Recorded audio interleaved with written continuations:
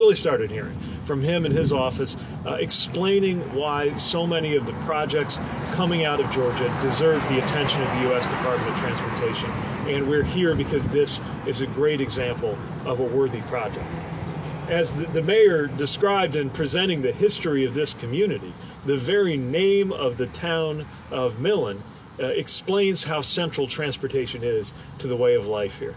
Highways, for sure, and railways, such that it was the superintendent of the railroad for whom Millen's Junction and eventually Millen, Georgia, was named. That depot that started here eventually led to warehouses, and then a hotel, and then courthouse, and then hospitals, schools, all of the things that are now part of this community. And it's also worth reflecting that that's true of the entire country. It grew up around our roads and railways. The 19th century, around the same time that what became Millen as a community was born, we as a country completed the Transcontinental Railroad, and that helped make this into one country and not just a federation of different states and communities. It united our economy, it united our coasts for the first time, and opened the doors to the generations of economic development we've known since. To this day, we all depend on the freight trains like those that pass through Millen to transport the food that we eat and the clothes that we're wearing and the goods that we count on. In fact, some of the freight that arrives at the port of Savannah and comes through this region could make its way to my home in Michigan or even further away than that. But that has also meant that small communities like this have shouldered the burden of that supply chain. Right now, the freight trains that pass through this area every day can be 3 miles long, and they can block several intersections at a time in a way that forces cars and trucks either to detour miles and miles out of their way or to simply wait.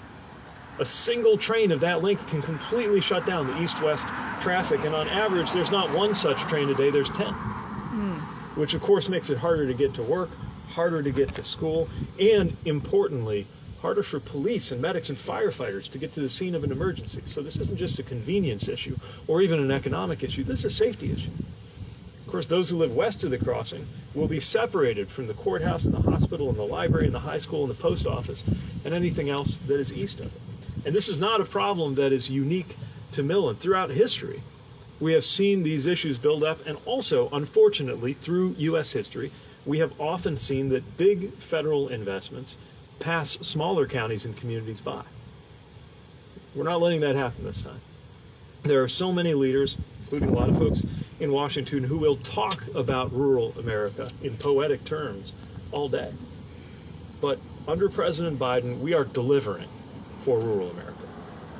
The President pushed to make sure that funding for rural transportation made it into this infrastructure law because he knew that our country as a whole can't move forward if rural communities are left behind.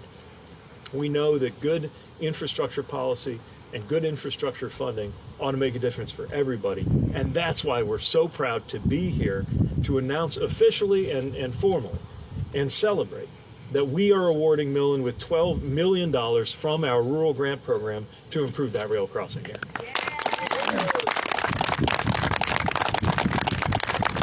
That funding is going to go to a safer, grade-separated rail crossing that's going to make it easier to move the freight and easier for the people of this community to move to where they need to be. And there really is something for everybody. If you're a working parent, it means you get to work and your kids get to school more easily and safely than before.